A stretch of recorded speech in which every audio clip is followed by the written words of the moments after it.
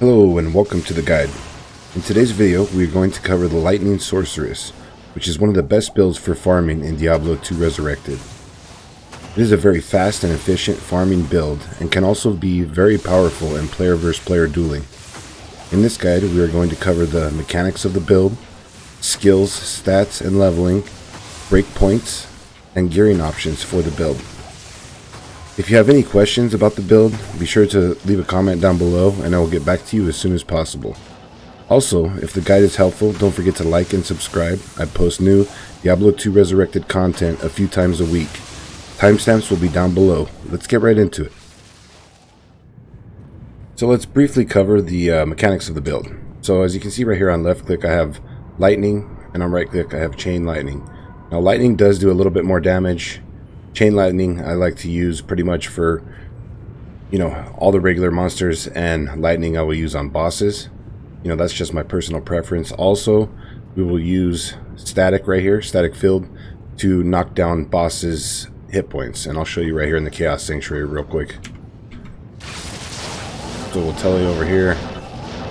Also, we're going to have telekinesis. I like to use telekinesis. You can use it for popping seals like that, or picking stuff up.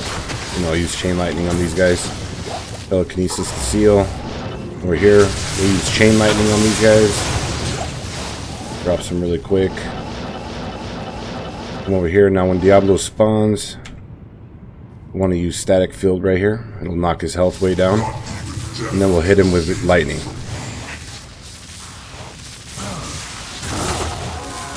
And as you can see, he drops super quick. So just pretty much lightning and chain lightning are going to be the main ones that you're going to use all the time. Like I said, I like to use lightning on the bosses and chain lightning for all the regular monsters. Then we're also going to have static field to knock the boss's HP down by like half or more. And then we have telekinesis just to kind of pick things up off the ground, or pop seals, or go through portals, whatever we want to do. As for our stat points or attribute points on the build, it's pretty straightforward and simple. You're going to want to put as much strength in to get your gear on. So basically, like, as you can see right here, the highest strength item that I have is the Spirit Monarch, which requires 156. I'm at 158. So basically get enough strength in just to put on whatever gear you have. As far as dexterity, you're not going to have to put anything into dexterity because, you most likely have the Annihilus and Hellfire Torch will give you stats right there, and you just won't have to add anything to your dexterity. And then you want to just dump everything else that you have left over into vitality, as much vitality as possible, so you can have as much life as possible. And then don't worry about anything into energy. So enough strength for your gear, no dexterity, all into vitality, no energy. Now for our skill point distribution. Right here in cold spells, we want to have 1 point into frozen armor. You just get that nice little armor buff. 1 point into frozen armor. Over into fire spells, the only point you want to put in over here is right here on warmth, which will give you, mana regeneration. So you want to get 1 hard point into warmth. So for cold, frozen armor, fire spells, warmth, that'll be it for those two. Now to the meat and potatoes. In the lightning spells, obviously we want to max out Charge Bolt, Lightning, Chain Lightning, Lightning Mastery, and get as many points into Nova as you possibly can. Now, the reason that we're going into all of these is right here, as you can see, for Lightning, which will be for our single target. Charge Bolt, Nova, and Chain Lightning are all synergies.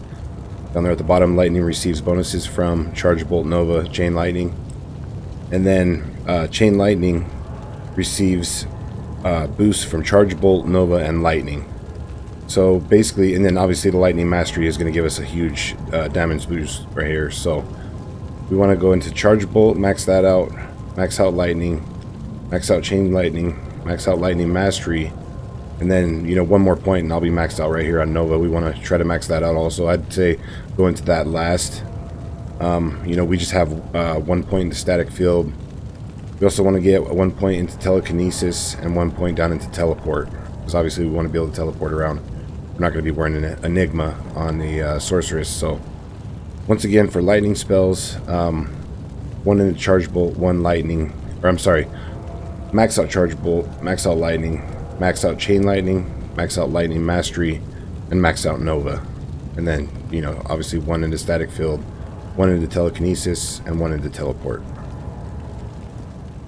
Now for leveling the build, I would not suggest leveling as a lightning sorceress. It can be a little bit weaker until in-game when you are geared up and you have the proper gear.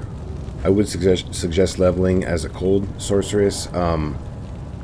You know, basically you can go as a blizzard sorceress. That's what I would do. That's what I did actually do with this build before I transferred over to lightning sorceress. You know, come down into ice bolt, ice blast, glacial spike, you know, get your blizzard, max out your cold mastery, max out your blizzard, max out all the synergies for blizzard. So yeah, I would start out as a cold sorceress. In my opinion, that would be the route to go. And then once you get into in-game with the proper gear, because this build is pretty gear intensive, then go into the lightning sorceress. So as for the faster cast rate on the lightning sorceress, it actually differs from all other sorceress builds, and that is particularly just for the lightning sorceress. So basically you have the breakpoints down here. I would say you want to at least hit 5278 or 117 on the percent cast rate. I'm hitting the 117, which feels really nice, really fast. I would suggest at least hitting 78% though when it comes to the faster cast rate on the breakpoint. Let's go ahead and hop into the gear for the build. So I'm going to go ahead and very quickly show you guys the gear that I'm actually using, and then I'll, you know, give you a few suggestions on gear that you guys could use. Now take into consideration, you know, this lightning sorceress is more of an in-game build. You definitely want to make sure that you have decent gear on this. Without decent gear and you know, skill charms or a torch, an eyeless, you know, the build can feel pretty crappy. So you want to definitely make sure that you have at least decent gear with a lot of skilled grand charms and a torch and Annie. And then also, you know, very quickly we will go over the merc. The mercenary is very important in this build. Once you have an infinity right here, which lowers the enemy's lightning resistance because of the conviction aura, you can see right there, level 12 conviction aura when equipped. I mean, that conviction aura can drop the immunities of lightning immune monsters and stuff in the game to where you can basically kill pretty much everything. I mean, I don't know of an area in the game that I can't farm.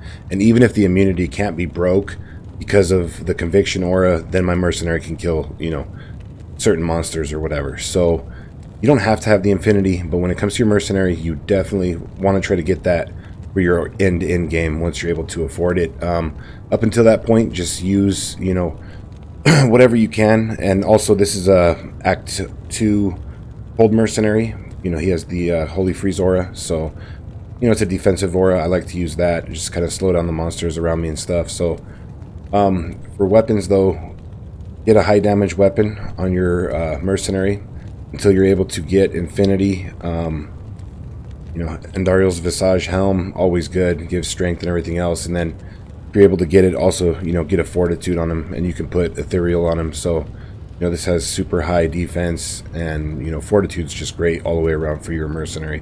So on the mercenary, high damage weapon. If not, when you're able to get infinity, that's definitely what you want to get. Andariel's Visage, fortitude. You know, for a helmet, if you can't afford Andariel's Visage, you can go ahead and go with like the Tal Set helmet, has dual leech. You know, get whatever leech helmet you can for him. So now for the gear that I'm wearing on the build, I have the Oculus right here. Now the reason I use the Oculus is because it gives a ton of magic find, and this character is more of a farming magic find character for me. So, you know, I went with the Oculus with an Ist rune in it. It gives me 80% better chance of getting magic items, but the Oculus is nice. You know, it gives 3 to skill levels, cast rate, vitality, energy, resistances. I think the Oculus is actually pretty underrated. You know, and people will say, well, you know, you have the 25% chance to teleport when struck. You know what? I don't think I've ever died on this character because of that, you know. And this character teleports so quickly, and you're teleporting so often, you don't even really notice that when it happens. So right there we have the Oculus. In this slot, you can go with whatever. You know, you could go with a Hoto, a Shutas, a Spirit Sword if you had to on the lower end of the scale. You know, there's a lot of different options that you could put right here. You know, this is just the one that I chose. Now, As for the helm, I have a Griffin's Eye, which is nice because it gives negative to enemy lightning resistance, gives lightning skill damage, 1 to all skills. Also gives us that 25% faster cast rate, which is really nice to have out of our helmet. You know, and then I also have a facet in there, light facet 5.5. You know, this is going to be your in-game helmet. If you can't get, you know, the Griffins, then, you know, like right here, get yourself a Shaco. Get yourself whatever helm you can with plus skills. Plus skills are a big thing for this build, so definitely want to have the plus skills. Now down at the armor, I like the Viper Magi. As you can see, mine is upped. 35 all res. I have the 5.5 facet in it. You know, I have the pretty nice one. You can just go with a regular Viper Magi like this though. Doesn't have to be upped. You know, right here, 1 to all skills, 30% faster cast. You know, I have the percent magic find on it. Just, you know, basically on the chest, go with whatever you can, you know, to boost your skills or to get pluses to your lightning skill damage. Ormus robe with like 3 to lightning could be a good one for, you know, a nice damage boost on this build. Just whatever you can get in that slot, pretty much. You can even run Enigma, you know, plus 2 to skills, gives you life, damage reduce, faster run walk. Enigma would even be nice on here. So whatever you want to put on, that's up to you. For the amulet, I went with Mara's. You know, you have a bunch of different options right here. Anything with plus skills for sorceress, resistance, cast rate. You know, there's all kinds of things that you can get right here.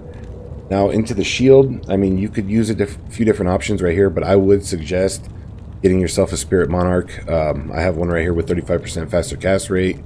You know, they're nice because they get you up on the faster hit recovery breakpoint, 55% right there.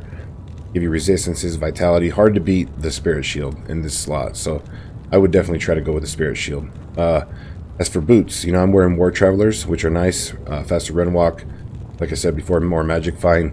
You don't have to do that. You know, you could go with like a pair like this with run walk, resistances, magic find. You know, you could go.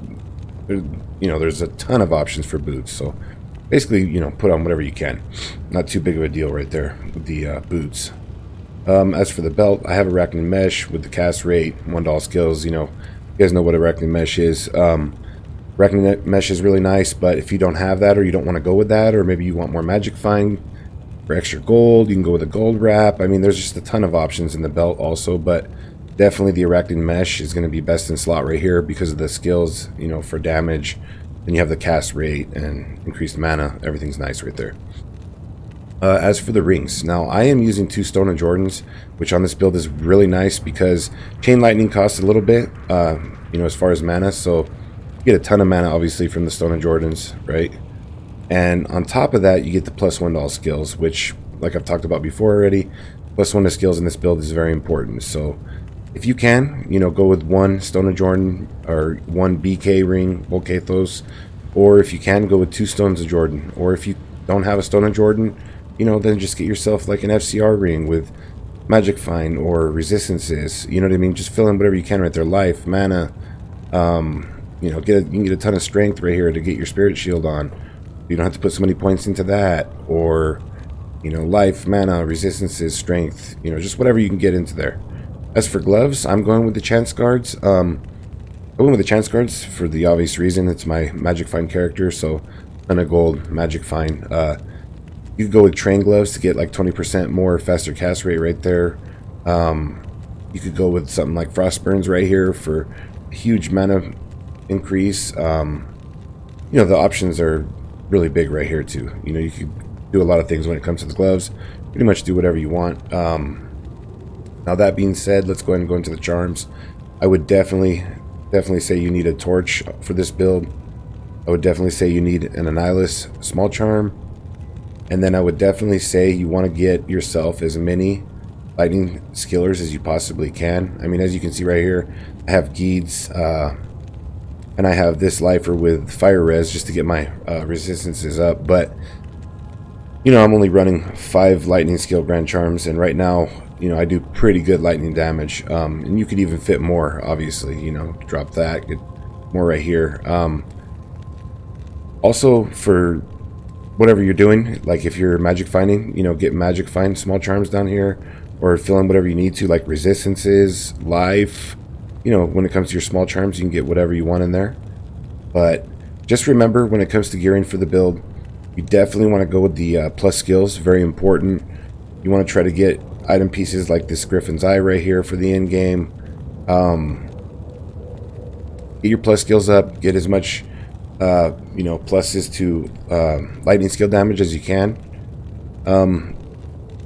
Just try to boost everything as much as you can, because this build is very intensive, and it thrives for damage wise on plus to skills and plus to lightning skill damage. You know, you don't want to be wearing some garbage gear with this build. This is definitely more of an in-game, late-game build, so just keep that into consideration. If this video was good for you guys and helped you out, be sure to like and subscribe. I post new Diablo 2 Resurrected content, you know, at least 2 or 3 times a week. And like I said, if you guys have any questions, be sure to hit me up down in the comments, and I try to get back to all the comments like in a timely fashion, and I will definitely help you guys out. Thank you for watching.